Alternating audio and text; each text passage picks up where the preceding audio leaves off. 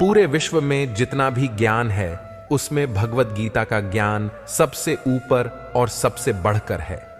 आपकी हर समस्या का हल भगवत गीता में छुपा हुआ है। आपके हर प्रश्न का उत्तर आपको भगवत गीता में मिलेगा। जिसे भी भगवत गीता का ज्ञान समझ में आ गया वह जिंदगी की बड़ी से बड़ी समस्या को भी हंसते हंसते पार कर जाएगा। जिंदगी में आप जब भी किसी पर भरोसा कर लेते हैं आप वहीं से खुद को धोखा मिलने का, दर्द पहुंचने का रास्ता खोल देते हैं। यह जरूरी नहीं कि आपको दुख सिर्फ तब पहुंचेगा जब आप किसी पर पूरा भरोसा कर लेंगे। आपने अगर किसी पर थोड़ा भी भरोसा किया है तो सामने वाला भी आपको उस हद तक तकलीफ पहुंचाने के लायक हो जाता है।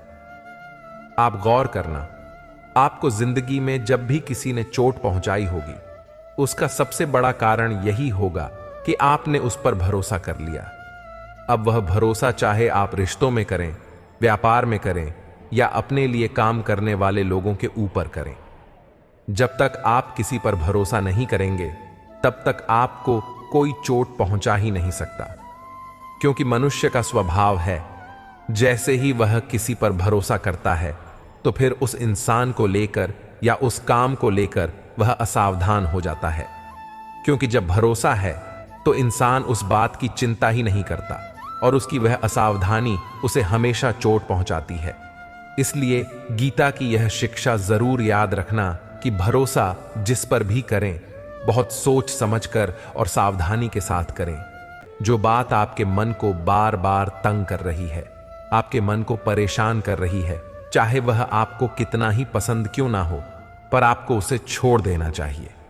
कई बार जिंदगी में ऐसा होता है कि आपको कोई चीज, कोई इच्छा या कोई रिश्ता बहुत अच्छा या जरूरी लगता है, लेकिन उसकी वजह से अगर आपका मन दुखी और परेशान हो रहा है तो उसका मोह छोड़ देना चाहिए। क्योंकि न वह चीज, न वह रिश्ता, न वह इच्छा आपको ठीक से मिल पा रही है और न आप उसे छोड़ पा रहे हैं, और उसकी वजह से आपके मन की स्थिति कष्ट, पीड़ा और दुख से भर जाती है। यह जरूरी नहीं कि आपको क्या अच्छा लगता है, बल्कि यह जरूरी है कि आपके लिए क्या सही है। याद रखना, जब तक आप अपने मन को उन चीजों में लगाए रखेंगे जो आपको खुशी नहीं देती, तब तक आपको सिर्फ दुख और पीड़ा ही मिलती रहेगी। इसलिए जो आपके मन को अच्छा लगे उसके पीछे मत भागो, बल्कि जो आपके मन को हल्का कर दे उस रास्ते पर चलना चाहिए। बहुत ज्यादा सरल और सीधा मन लेकर चलोगे तो लोग आपको लूटे ही रहेंगे। यहां सब इसी उम्मीद में बैठे हैं कि कैसे किसी से अपने लिए ज्यादा से ज्यादा फायदा ले लिया जाए। आपके मन की सरलता दूसरों को यह संदेश देती है कि वह आपका फायदा उठा सकता है। आप सरल और सीधे इंसान हैं, इसमें कोई बुराई नहीं, लेकिन जब आपकी सरलता और सीधापन लोगों को दिखने लगते हैं तब लोग इसका फायदा जरूर उठाते हैं। वास्तविकता में सरल और सीधा होने का बस इतना मतलब है कि आप किसी का फायदा ना उठाए। इसका यह मतलब नहीं कि आप लोगों को अपना फायदा उठाने दें।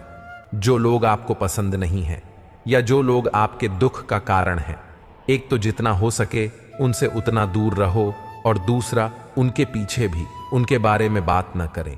क्योंकि जब आप उस इंसान के बारे में ही बात कर रहे होते हैं तब आप उस पीड़ा को अनुभव करते हैं जो उसकी वजह से आपको मिली है या मिल रही है। अक्सर यह गलती सब लोग करते हैं जिसे वह सबसे ज्यादा नापसंद करते हैं, उसी के बारे में सबसे ज्यादा बात करते हैं। और आप जितना उस इंसान के बारे में बात करेंगे जो आपके दुख का कारण है, तो आप कहीं ना कहीं उससे अपनी भावनाओं का रिश्ता जोड़ कर रखे हैं और आप उससे दूर होकर भी उससे जुड़े ही रहते हैं। तो चाहे अनचाहे आप उस दुख को बार बार जी रहे हो। तो इसलिए जो इंसान आपको पसंद नहीं है या जो आपको तकलीफ देता है, खुद को उससे दूर कर देना चाहिए। लोगों पर खुद को कुर्बान करना छोड़ दो। जब आप अपने आप को लोगों पर लुटा देते हो, बहुत ज्यादा परवाह करते हो या बहुत ज्यादा प्यार लुटाते हो, तब लोग आपको बहुत हल्के में लेने लगते हैं। क्योंकि आप इतना ज्यादा लोगों के लिए करने लग जाते हो, लोगों को लगता है कि हम कुछ करें या न करें, यह तो करेगा ही, और कोई कभी इस बात को लेकर याद नहीं रखता कि आपने उनके लिए क्या किया। यह दुनिया बहुत मतलबी है। यहां आप चाहे कितना भी किसी के लिए कुछ भी कर लें, पर लोग आपके सगे कभी नहीं होंगे। इसलिए लोगों के पीछे हद से ज्यादा नहीं पड़ना चाहिए या किसी की बहुत परवाह नहीं करनी चाहिए। अगर आप चाहते हैं कि लोग आपकी इज्जत करें, तो लोगों के पीछे कभी अपने आप को सस्ता मत बनाना। किसी को भी अपना सच्चा साथी मत समझो। कलयुग के लोग बहुत खतरनाक हो गए हैं। यहां सब अपनेपन का नाटक करते हैं। आप गौर करना, जहां जहां भी आप अच्छाई करोगे, वहां वहां से आपको चोट जरूर मिलेगी। यहां आपकी भलाई करने के लिए कोई भी नहीं बैठा। सब आपसे अपना फायदा निकालना चाहते हैं। जिसे आपसे कोई फायदा ही नहीं होगा, वह आपको पूछेगा तक नहीं, आपसे बात तक करना पसंद नहीं करेगा। इसीलिए लोगों को अपना मानकर रिश्ते मत जोड़ लेना। लोगों से जैसे ही आप अपनेपन के रिश्ते जोड़ लेते हो, वैसे ही वह आपका इस्तेमाल करना शुरू कर देते हैं। इस दुनिया को आप जितना ज्यादा समझते जाओगे, उतना ज्यादा अकेले रहना पसंद करोगे। इसका मतलब यह नहीं कि आप सब कुछ छोड़कर कहीं जंगलों में, पहाड़ों में चले जाएं। इसका सिर्फ यह मतलब है कि लोगों में अपनी खुशी ढूंढना छोड़ दो, लोगों में अपने लिए निस्वार्थ प्रेम ढूंढना छोड़ दो। आपको लोगों से व्यवहार करना सीखना होगा, वह भी बिना अपनी भावनाओं को जोड़े बिना। लोगों को अपना समझे बिना आप ऐसा व्यवहार करें जिससे ना आपका दिल दुखी हो, ना दूसरों के दिल को चोट पहुंचे। जिंदगी में अकेले चलना सीखो। चाहे आप किसी को भी कितना भी अपना मान लो, पर एक ना एक दिन वह आपका साथ छोड़ ही देता है। क्योंकि यहां किसी का कोई भरोसा नहीं, कोई भी कभी भी बदल सकता है। जब आप किसी को अपनी सारी खुशियों की वजह बना लेते हैं, तो उसके आपकी जिंदगी में चले जाने से आपकी सारी खुशियां भी चली जाती हैं। अपने आप को थोड़ा अकेले जीना भी सिखाओ, क्योंकि जिंदगी में लोग तो आते जाते रहेंगे, लेकिन जीवन के आरंभ से अंत तक सिर्फ आप ही आपके साथ रहेंगे। वह कहते हैं ना कि इस दुनिया में अकेले ही इंसान आता है और इस दुनिया से अकेले ही जाता है। लेकिन यह जो जिंदगी के बीच का समय है, अगर इसमें अकेले जीने की कला आ जाए, तो ना किसी से मिलने की खुशी होगी और ना जिंदगी से किसी के जाने का गम होगा। कोई आपसे बिना स्वार्थ प्रेम करेगा, ऐसा मानना आपकी सबसे बड़ी मूर्खता है। आज के युग में निस्वार्थ प्रेम मिलना असंभव सा है। सिर्फ माँ बाप होते हैं जो अपनी ममता और प्रेम आप निस्वार्थ लुटा देते हैं। बाकी उनके अलावा किसी और से ऐसी उम्मीद रखोगे तो आज नहीं तो कल बहुत बड़ी चोट खाओगे। तो इस बात को आप पक्का समझ लेना कि आज नहीं तो कल आप बहुत बड़ी चोट खाओगे। आगे क्या होगा उसकी चिंता करना बिल्कुल छोड़ दो। आने वाले कल से बिल्कुल भी मत डरो, घबराना छोड़ दो। आपकी जिंदगी में कभी भी उतना बुरा नहीं होता जितना उसके होने का डर आप अपने मन में बिठा के रखते हैं। आने वाले कल में क्या होगा ये किसी को पता नहीं, तो उसका डर करना भी बिल्कुल फालतू है। आपके हाथ में सिर्फ अभी का पल है। अभी जो चल रहा है उसमें आपको क्या करना चाहिए, आप सिर्फ उस पर ध्यान दो। अपने हालातों को आप कैसे बेहतर बना सकते हैं, अपनी परेशानी को आप कैसे दूर कर सकते हैं, अपने सपनों को, अपनी इच्छाओं को आप कैसे पूरा कर सकते हैं, उसे समझने के लिए आपके पास बस यही पल है। इसीलिए चिंता छोड़ के कर्म पर ध्यान दो। भविष्य की योजनाएं बनाना छोड़ दो, सिर्फ भगवान पर ध्यान दो।